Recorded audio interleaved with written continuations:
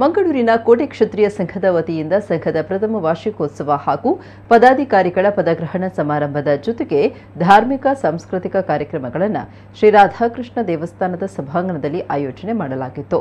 ಅಂದು ಬೆಳಗ್ಗೆ 7ರಿಂದ ಪ್ರಾರ್ಥನೆ, ಸಂಕಲ್ಪ, ಗಣಪತಿ ಹೋಮ ನಡೆಯಿತು. ಬಳಿಕ 9 ಗಂಟೆಗೆ ಸತ್ಯನಾರಾಯಣ ಪೂಜೆ ಆರಂಭಗೊಂಡು 10:30ಕ್ಕೆ ಮಹಾಪೂಜೆ ನೆರವೇರಿಸಲಾಯಿತು.